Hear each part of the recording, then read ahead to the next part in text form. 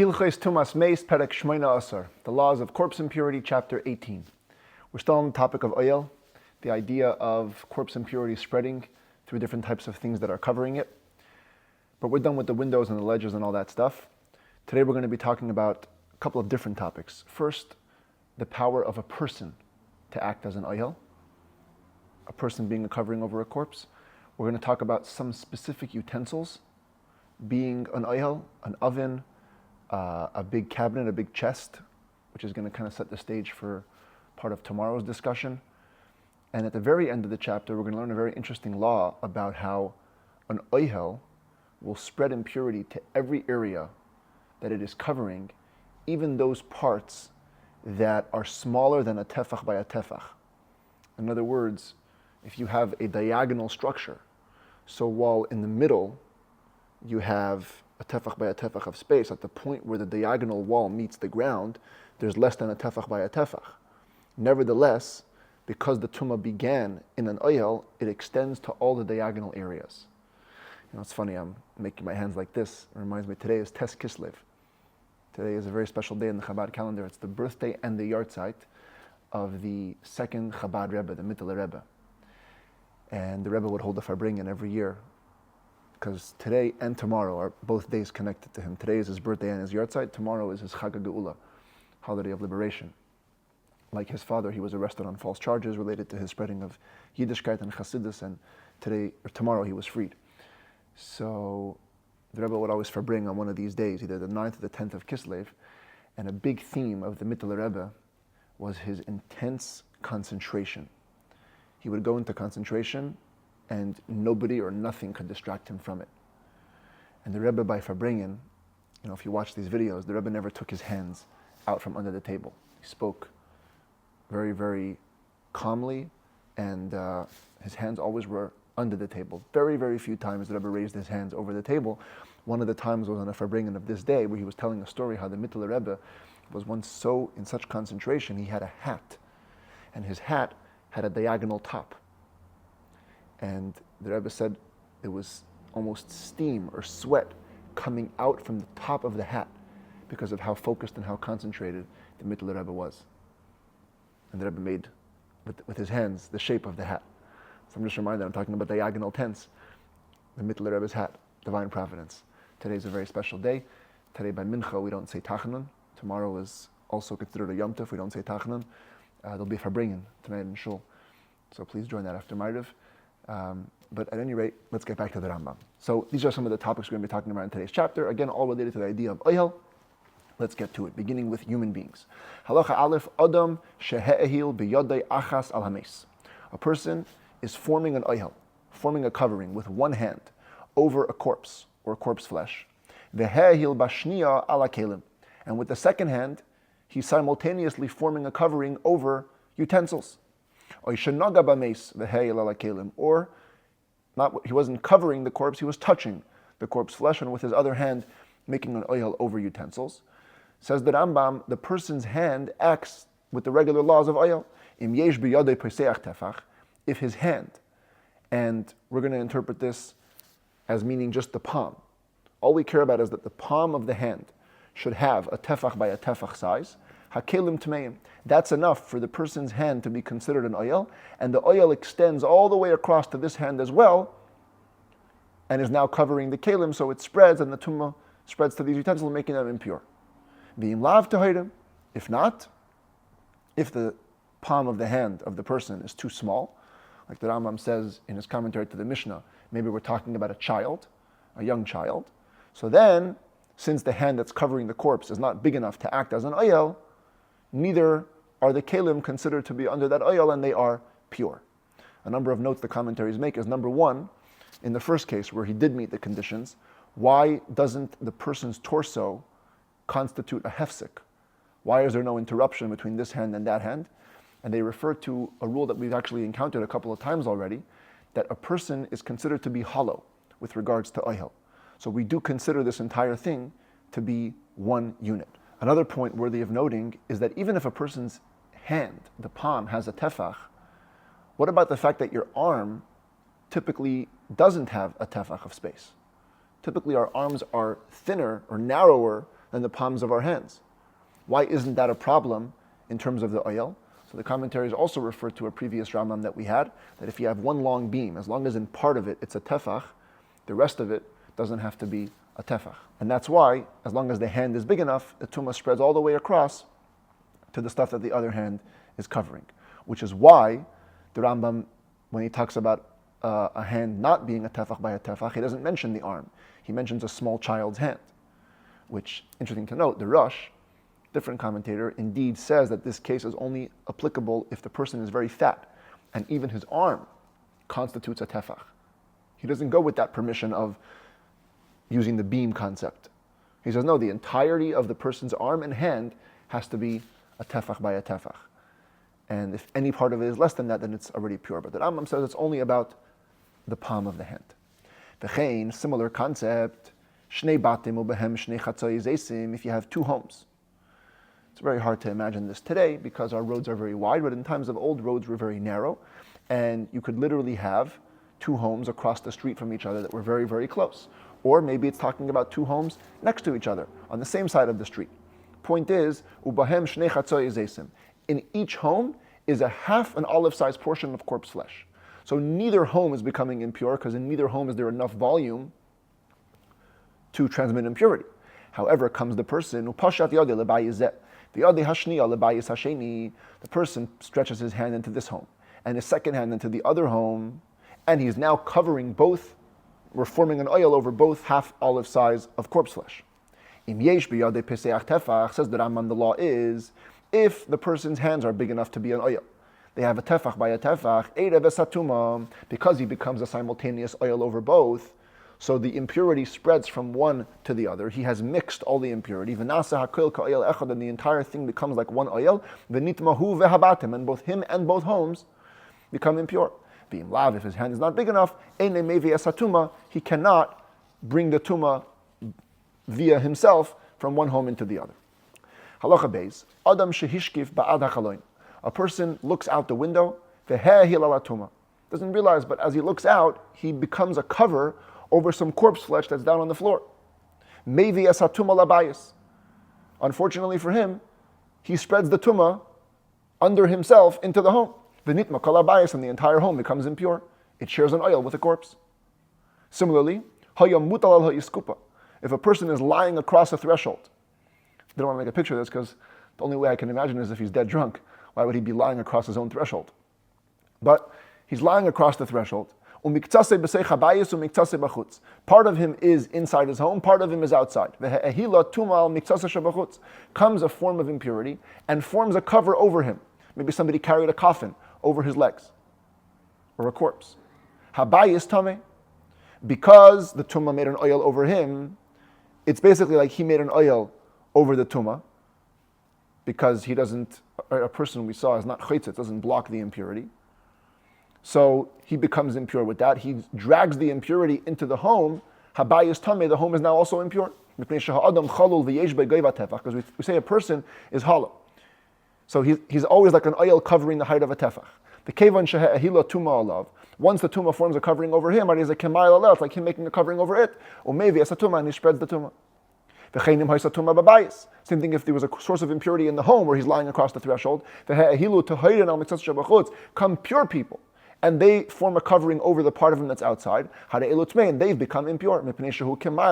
Because since the person who's lying across the threshold is as though he's making an oil over the impurity, he drags the impurity to his entire body. I know a person spreads tumah, doesn't block it. So when the impure people are walking over, they're walking over impurity, and they become impure. Halacha Gimel, another case involving people being an oil. Noisei hameis she'avru boi tachas ha'achsadra. People carrying a dead body passed through an achsadra. An achsadra is this area, we also had it yesterday. It was typical to have like a little portico outside of a door of a home. There was a little area where it was roofed, and these people are passing by or passing through the achsadra. The door, as the commentaries explain, going into the nearest home, is closed. Nevertheless, just in case the door would open and that would cause all the impurity to go into the home, the hegif echad mehenes hadeles. One of the guys carrying the coffin grabs hold of the door, even though hegif usually means closed, here the commentaries say it means he grabbed hold and kind of held it shut.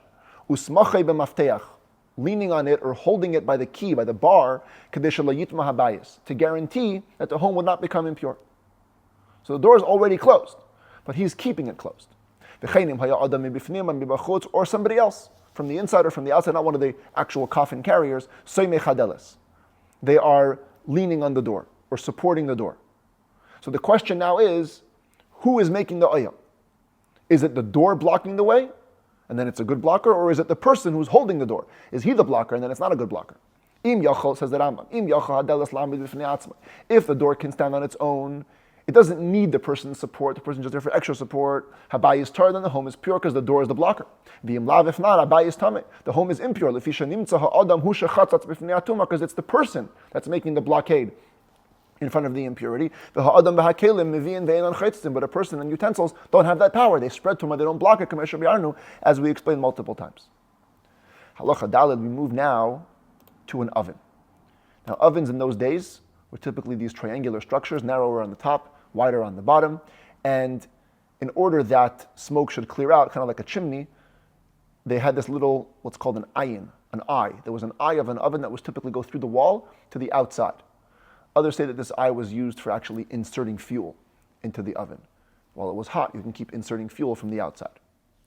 So this is the case. You have an oven standing in the home, and its eye is protruding to the outside. People were outside conducting a funeral, they're carrying a dead body, and they formed a covering over the eye.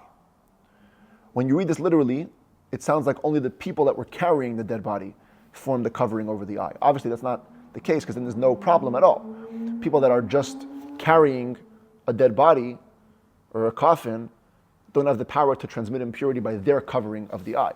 So the commentaries say either it means because they formed the covering, so the dead body that they were carrying also formed the covering, or it means that the people that were carrying the dead body formed an oil simultaneously over the dead body and over the eye, and that's enough to transfer the tumah to the eye. It says the Rambam hatanur tameh, so the tumah travels through the eye, the oven becomes impure, v'habai is tahor. However, the home stays pure. Why? Shaharei ein hatanur gavoya me'al haaretz, because in this case the oven is not raised above the ground kedei sheyavi tumah labayis, so that it could spread tumah to the home. Only if something is a tefach high does it become an oil, and then it shares the oil with the home, as we're going to have multiple cases about this tomorrow. But in this case, where the oven is just standing on the ground, as the Kesef Mishnah says, it may be speaking about an oven which is actually sunk into the ground. So then, it keeps the home pure. It doesn't pass the tumah into the home. By the way, the level of impurity of things inside the oven is a debate among the commentaries. The oven itself becomes impure. Whether it transmits to whatever is inside it is a matter of debate. There's also a matter of debate in which the Rambam doesn't mention that the eye of the oven has to be a tefach by a tefach. In order to be an oil, typically we would expect that it should have to be a handbreadth by a handbreadth. The Rambam makes no mention of that, which is another debate. Whether it's talking about by default, you're supposed to understand that it's talking about a tefach by a tefach, or this is a special law of an oven where even though it's less, it transmits the tumah at least to the oven, even if not to the home. Another case relating to special utensils, migdal haba b'midam. You have a massive chest, a cabinet. Haba b'midam means it's oversized. It can hold 40 sa'ah of liquid in its volume. Shehu oimid b'seicha pesach v'niftach l'chutz. It's standing in the doorway of a home, open to the outside. So we're looking at the front of a home, the front door is open. This cabinet is literally filling up the doorway with its doors open to the outside. V'niftach l'chutz, yeah. Open to the outside. Tuma b'soichai, the halacha is if a source of impurity is in the cabinet, habai is tahor. The home doesn't get affected. Even though it's in the doorway, it doesn't spread back into the home. Whereas tuma babayis, if there's a source of impurity in the home, masha b'soichai tameh. What's in the cabinet, any utensils in here, will become impure. Shahareu pasuach b'soicha pesach, because it's open inside the doorway and it's filling the doorway. And here we have a rule we're going to come to tomorrow also. V'derech hatuma lotzes ve'ein darka lihikanes. Tuma's way is to exit, not to go in. So when the tumah is in the cabinet, it's looking to exit into the open air. It's not going to go back into the home. But when tumah is in the home, so granted if the doorway wasn't filled, the tumah would escape in a way that wouldn't affect the cabinet. But since the cabinet is filling up the entire doorway, so the only way out is through the cabinet, so the tumah will go through the cabinet, affecting everything in the cabinet on its way out. Another case relating to this cabinet. Hoysam muchni shaloi, mishucha la'achayrav. Many of these cabinets had drawers. Okay, so we're going to now kind of move into the home. Here we've cut away the wall. We can see this cabinet. This cabinet has a drawer in the back. That's how the word muchni is translated. It's a drawer. This drawer opens backwards. V'yoytzeis paches mitefach. In this specific scenario, it's open less than a tefach of space. Ve'eino nishmetes, and it cannot be pulled out. Many drawers today in desks, you pull them out, they go all the way out. This drawer couldn't go all the way out. There's a little implement in the drawer. It won't let it out. So it's open less than a tefach, and it cannot be opened fully. V'tuma sham b'soicha keneged ha'kairos. And there happens to be in this drawer, in the part that's open, a little source of impurity. The part that's open to the roof beams.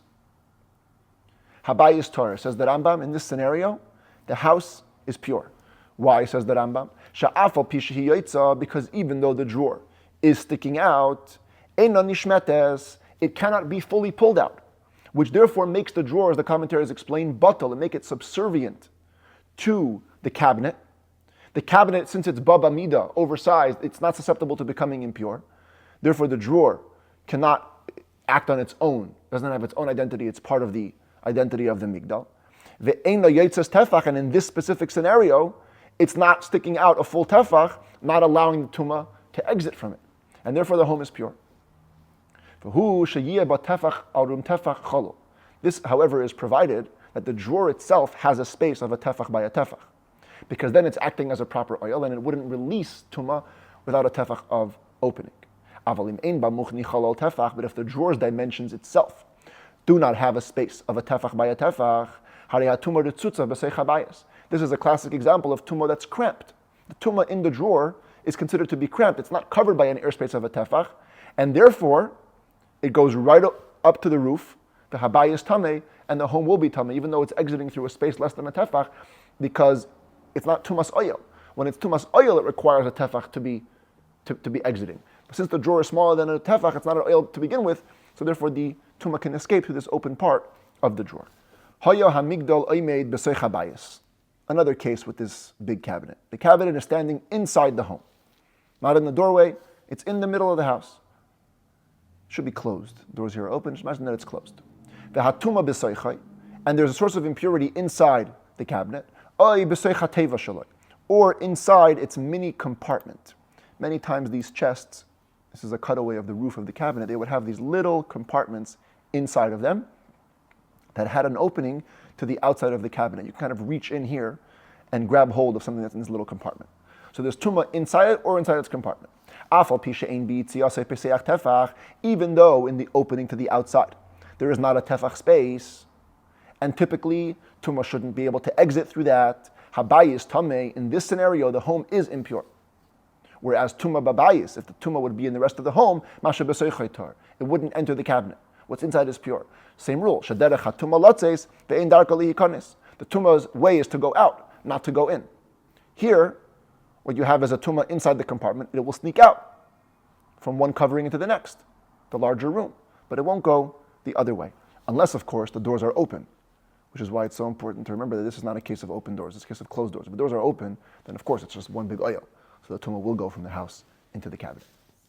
Halacha hey, kelim shebein hamigdal ubein haaretz. Let us assume there was some utensils between the cabinet and the ground. It's standing on some legs. There's some kelim stuck over here in the middle. Shebeinayu bein hakaisal, or maybe it's close to a wall and there's some kelim between it and the wall.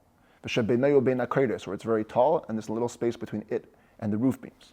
Im yesham peseach tefach, if the open space between the floor, the wall, or the roof has a tefach of space, tmeim, then whatever kelim are in there are impure.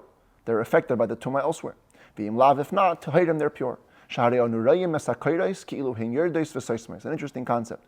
We treat the roof beams, or the floor, or the wall, in whatever case it is, as though it extends to cover that space of less than a tefach and make that space non-existent, so that those kelim sitting inside there will not get affected. It's a special rule. The commentaries discuss the parameters of it and the extent of it, but in this case definitely applies. We kind of get rid of that space and the kelim are safe. Halacha vav, hoisa hatuma tachas hamigdal. What if it wasn't the kelim, it was the source of impurity itself? The impurity is under the closet, beinayo bein haaretz, between it and the ground, beinayo bein hakodesh, or between it and the roof, beinayo bein hakodesh, or between it and the wall. Then, bein sheyesham chalal tefach, bein she'ein sham, whether or not there's a space of a tefach, habayis tummy, the rest of the house is impure, because the tumah just goes all the way to everywhere under the same covering. Haya imid ba'avir, if the closet, the cabinet, was standing in the open air outside of a home, in the middle of the street, v'tumah b'soichai, and there's tumah inside of it, kelim shebe'avyoy tehayrim. Any utensils in its thickness are pure. What does it mean in its thickness? So there's two interpretations of this. Either it means, this is a zoomed up concept, they used to make these little holes in the wall of the cabinets to which to store small utensils like needles. So then if tumah is inside it, it doesn't affect the utensils in the thickness of it. Others say that many times the walls of these cabinets were comprised of two boards. And maybe there's some stuff sandwiched in between the two boards. That's kelim shebe'avyoy. Those would be pure. Tumah ba'avyoy, if there's a source of impurity in its thickness, again meaning either in these little holes or sandwiched in between the two boards, kelim shebe'soichai tehayrim, any utensils inside the thickness of inside the actual cabinet would be pure. In other words, the two different entities, tumah doesn't spread from one to the other. Halacha zayin kol shipuei oyalim ka'oyalim. The diagonal dimensions of a tent are still considered to be like a full tent, a full covering.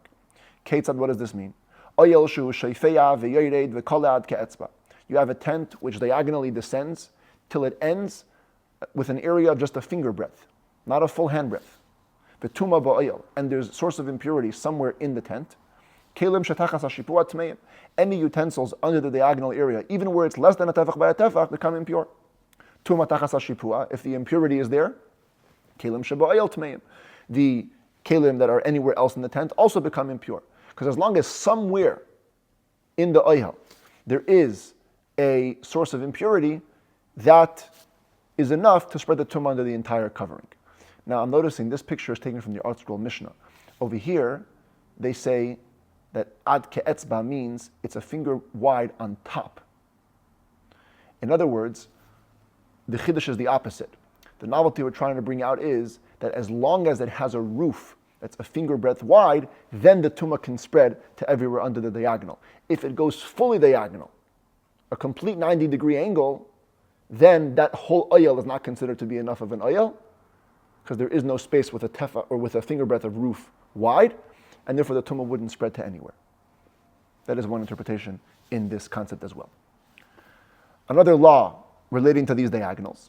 Hatuma mitoich hashipua. Let us assume that the source of impurity is inside, in other words, under the umbrella of the tent.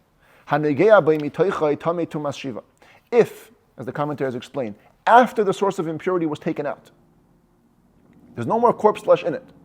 If there was, then of course, if you go inside, you're going to be tummy. But even you took out the corpse flesh, and now you go and touch the inside of that tent, tamei tumas shiva, you're going to become impure for the full 7 days. Whereas if you touch the outside of the tent, not the part that actually came into direct contact with the tumah, then you're only tummy for 1 day. We consider the backside of the diagonal as if it's a utensil which touched a tent that covered over a corpse. In other words, the inside and the outside of the tent become two different entities. Same thing in the opposite. If there was a source of impurity resting on the outside of the diagonal, and you took it away, if you touch the backside, you become tummy for 7 days. If you touch the inside of this diagonal part, you're only impure for 1 day. If all there is a half an olive-sized portion on top, half an olive-sized portion inside, and that means in neither place is there enough. If you touch inside or outside, you're only touching second degree. You're only impure for 1 day. But the tent itself, since it's in combined touching a full olive-sized portion, it becomes impure. Let's say you have a tent with its flap lying on the ground. There was a flap coming out of the tent lying on the ground. Betuma tachas knaf ha'oyel, haparus al ha'aretz. And there's a source of impurity under the flap, the part that's spread on the ground. Oyel gabe ha'kanaf, or on top of it. Tuma beikas va'ila beikas v'yiredes. This is considered a separate entity from the tent. It's like tuma retzutza. It's like cramped impurity. It acts on its own, and therefore tuma just splits upward and downward. Anything in the line of the tuma becomes impure. Everything else, even stuff under the tent, remain pure.